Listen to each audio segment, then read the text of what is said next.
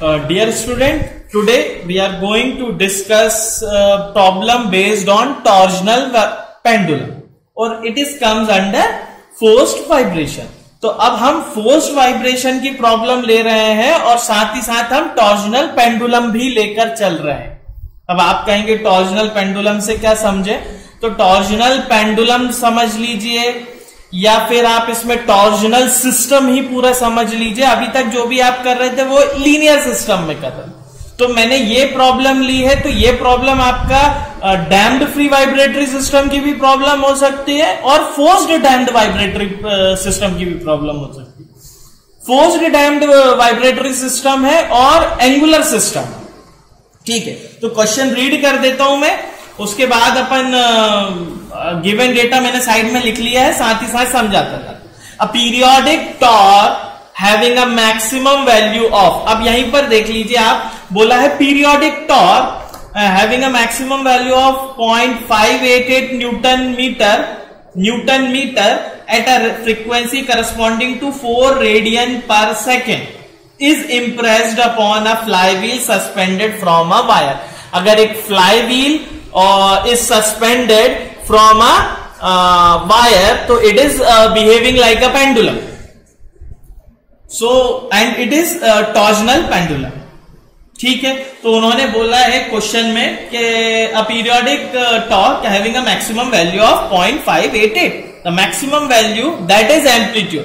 If it is force then it is f naught sin omega t, and if it is torque then what will be the value, that is t equals to t naught sin omega t. ठीक है, क्योंकि अगर यहां पर force होता तो then it is f naught sin omega t. अगर force होता तो ये क्या होता, F equals to F naught sine omega T. But अभी हमारा सिस्टम कैसा है, एंगुलर सिस्टम, तो so it is T equals to T naught sine omega T. Now the value of T naught is 0.588, a frequency corresponding to 4 radian पर second. So this is the value of omega. So my equation will be T equals to 0.588 sine 4t. Very good, तो आपको force मिल गया. But क्योंकि angular है तो the thing that doing by force in linear system it is doing by torque. जो काम linear system में force करता है एंगुलर सिस्टम में टॉर्क करता है. ठीक है, आगे बढ़ते हैं प्रॉब्लम में. The wheel has a moment of inertia. The wheel has a moment of inertia. अब ये कौन सा moment होगा, mass moment of inertia. So the wheel have a mass moment of inertia I will be 0.12 kg per meter square. And the wire has a stiffness. अब ना wire की stiffness दी है, it is 1.176 newton metre पर radian, क्योंकि ये angular system है. अब आप यहां जरा समझे कि अगर मैं लीनियर सिस्टम की बात करूंगा तो लीनियर सिस्टम में the k will be equals to f upon में एक्स. बट वहीं अगर मैं एंगुलर सिस्टम की बात करूंगा then that k will be replaced by के थीटा एंड एफ. जो काम लीनियर सिस्टम में एफ करता है एंगुलर सिस्टम में टी करेगा, एंड जो काम लीनियर सिस्टम में एक्स करेगा एंगुलर सिस्टम में थीटा करेगा. So the unit will be newton metre पर radian and here the unit will be Newton पर मीटर. तो कंफ्यूज ना हो, क्योंकि ये एंगुलर की प्रॉब्लम है और इसको लिया भी इसीलिए गया है कि आपको लीनियर और एंगुलर सिस्टम थोड़ा क्लियर हो जाए. Here the k theta value is 1.176 newton metre पर रेडियन, क्योंकि वो एंगुलर स्टिफनेस है, स्टिफनेस है. It is not linear stiffness of a spring, it is the angular stiffness of the wire. The viscous dashpot applies a damping couple. बहुत बढ़िया बात है, यहां पर मैं बोल रहा हूं विस्कस डैम्पर.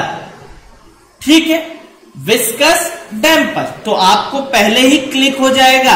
अगर डैम्पिंग की बात करूंगा that is c x dot in linear system. But this is an angular system, क्योंकि उसने बोला है डैम्पिंग कपल, तो that will be your TD will be equals to C theta, x dot will be your linear velocity. X dot is your linear velocity. So in that case it will be omega. ठीक है, चलिए. So in that case the value of damping couple will be 0.39 Newton meter. So damping couple, that is TD, the value will be 0.39 newton metre. ठीक है, damping couple की value at an angular velocity of 1 radian पर second. Confuse मत होइए, this is the angular velocity related to torque applied on a wire and flywheel system, and this torque or a couple is applied by a damping or viscous damping with an angular frequency 1 radian per second, and that is the figure. In that case, if you see in that picture, if this is a linear, और मैं यहां बना ही देता हूं इसको, this is a linear system. अगर हम बात करें एक spring mass system की, this is spring, this is damper, and this is mass. This is mass Kc. Now that mass linearly मैं इसको x displace करूंगा, by f naught sin omega t. Here mx dot kx cx dot. But in our case, in torsional pendulum, that is a wire जिसकी stiffness है k theta. A flywheel is suspended,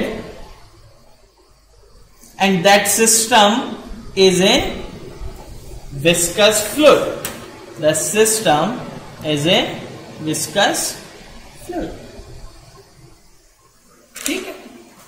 now अब इस case में ये है k theta, here I, यहां से आएगा c theta, and what we applied, t equals to t naught sine omega t. So this is our system. Our system is this. So सारे के सारे लीनियर सिस्टम को I have to convert it into angular system. So these are the given data. Find the maximum angular displacement from the rest position. Second thing, we have to find maximum couple applied to the dashpot, and the third one, angle at which angular displacement lacks the torque. So these three things I have to find. चलिए शुरू करते हैं problem को. तो मेरे पास सारे parameters हैं, तो सबसे पहले मुझे निकालना है the amplitude is given by the equation. Amplitude, maximum angular displacement, that is amplitude. So in our case amplitude is given by, the formula for amplitude will be x equals to x static under root 1 minus R square का whole square plus 2 zeta R का whole square. And now linear और angular मुझे यहां पर balance करना पड़ेगा. ठीक है, चलिए तो हम इसको ऐसे कर सकते हैं कि that is for angular displacement, उसको x ही रहने दें, या x थीटा भी कर सकते हैं. हियर द x स्टैटिक, मैं यहां पर फॉर्मूले लिख देता हूं. ठीक है, now x naught as it is x static f naught by k in linear system. तो मेरे केस में क्या हो जाएगा, t naught by k theta for angular system. ठीक है, so x static का फॉर्मूला ये हो. now for r, omega equals to omega n, उससे कोई फर्क नहीं पड़ता, omega equals to omega n. now for what, for omega we have 4 radian per second, and omega n is equals to under root k by m for linear system, and for angular system it is k theta by mass is replaced by I. So our omega n value will be this. And for zeta, for linear system it is c upon में 2m omega n or c upon में 2 under root km. This is for linear system. And for angular system, that is will, इसको तो ये तो constant है, theta की जरूरत नहीं, that will be c theta 2i omega n. or that will be c theta to under root k theta into I. That is for angular system. Angular system. So our formula is as it is, but linear और angular में जो system में transition होता है वो ध्यान रखना है. The force is equivalent to torque. C will be c theta. Mass will be represented by mass moment of inertia. So let's start the problem. अब सारे फॉर्मूले मुझे है, मैं एक साथ शुरू कर देता हूं. क्या क्या निकालना ये है. Given data I have. So we start from x will be x static upon में under root 1 minus R square का whole square plus 2 zeta R का. So x static, for x static here we see that, for x static here we see that in linear system it is F naught by K. हमारे system में T naught by के theta. So T naught की वैल्यू है मेरे पास 0.588 and के theta की भी वैल्यू है, दैट इज 1.176. ठीक है, this is newton metre, this is newton metre. तो स्टैट, अब देखो यहां पर एक्स स्टैटिक को भी अब हम रिप्लेस कर सकते हैं हमारे तरीके से. तो जैसे एक्स को मैं, क्योंकि एंगुलर है तो theta, and that will be theta static upon में the same thing under root 1 minus R square का होल स्क्वायर प्लस 2. इसको भी मैं थीटा से रिप्रेजेंट कर देता हूं ताकि आसान है. ठीक है, सो एक्स स्टैटिक की जगह अब मैं लिख सकता हूं थीटा स्टैटिक. ठीक है, तो theta static comes out to be, it is comes out to be 0.588 upon में 1.176, दैट इज 0.5. ठीक है, नाउ अब मैं डायरेक्ट आर की वैल्यू और निकाल लेता हूं. That r equals to omega upon में ओमेगा. ठीक है, so omega n will B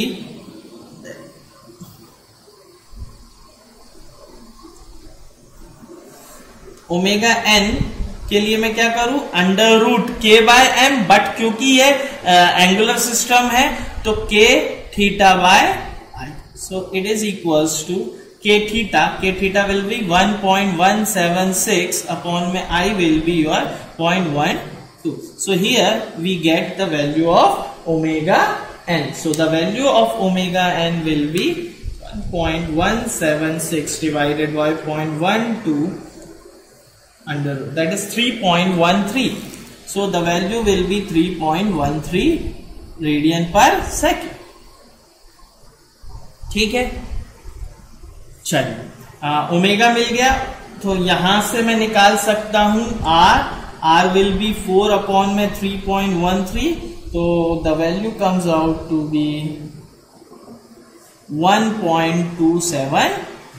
so r की वैल्यू मिल गई. नाउ जीटा, तो that zeta theta will be C theta upon में 2 under root k theta to I, और 2m omega N से भी, तो 2i ओमेगा एन से भी निकाल सकते हैं, किसी से भी निकाल लीजिए. So for that I need the value of theta, c theta. तो सी थीटा के लिए मेरे पास क्या है, जो काम लीनियर सिस्टम में you can say F will be C x dot, so T D will be C theta omega. So T D will be your 0.39 newton metre will be equals to C theta into 1. So C theta की value आ गई 0.39 and the unit will be here. देखो यहां से T theta की value newton metre upon में radian पर second, radian पर सेकेंड. तो ये भी ऊपर चला जाएगा. ठीक है, चलिए, तो यहां पर मैंने बात की है see theta will be 0.39 and 2 under root k theta will be 1.176 into I will be your 0.1. So from here theta की वैल्यू क्या आ गई मेरी, देखिए 1.176 into 0.12 under root of answer into 2 0.39 divided by answer 0.159 और it is approximately 0.52. So I have all the values now और अब मैं जा सकता हूं इस पे, ठीक है। तो in that formula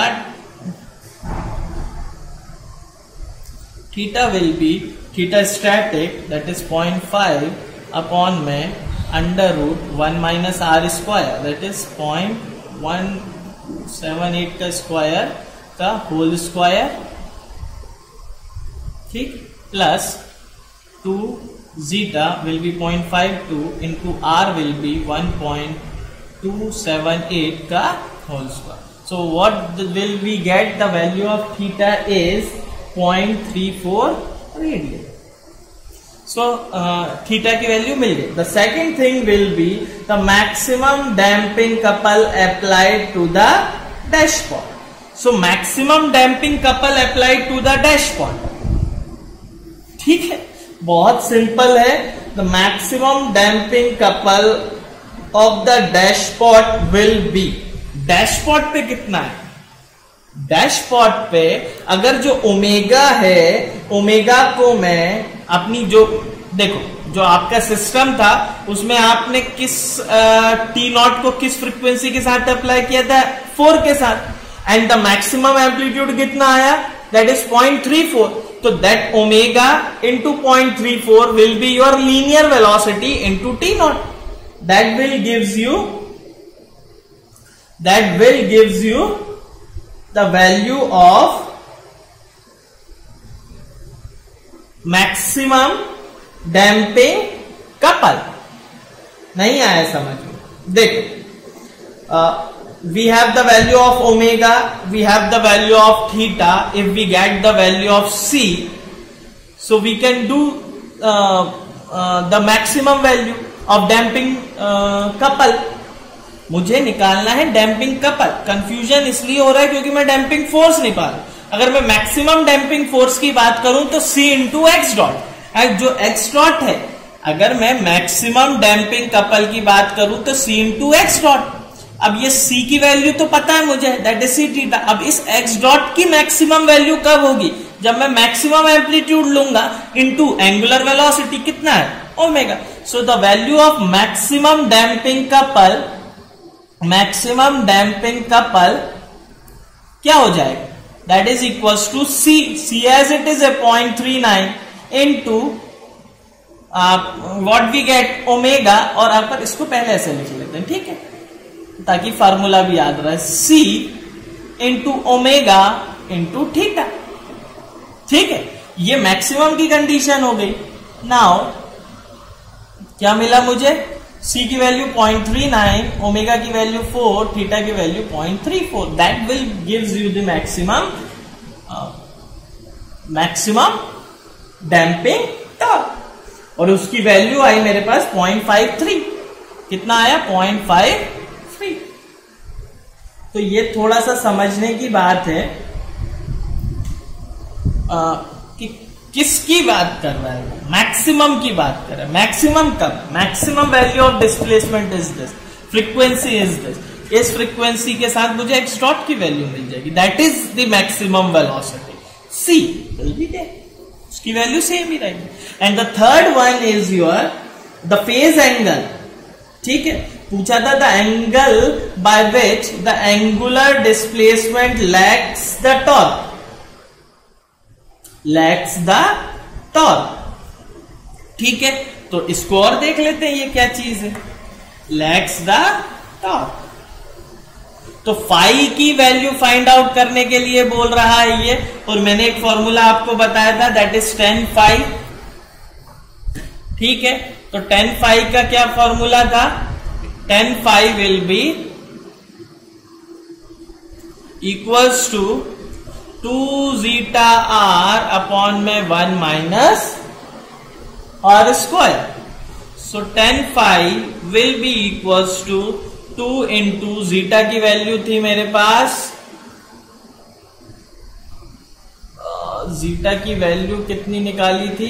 that is 0.52 into R की वैल्यू थी मेरी 1.278 अपॉन में 1 माइनस 1.278 का होल स्क्वायर।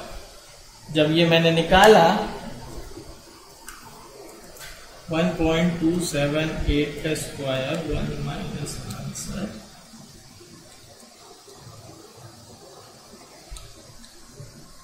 ये क्या आया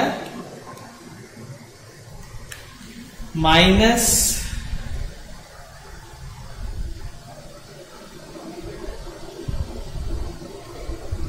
ठीक है। तो देखो क्या आया ये इसकी वैल्यू आई मेरी 10 फाई की वैल्यू ये पूरा है -2.0987।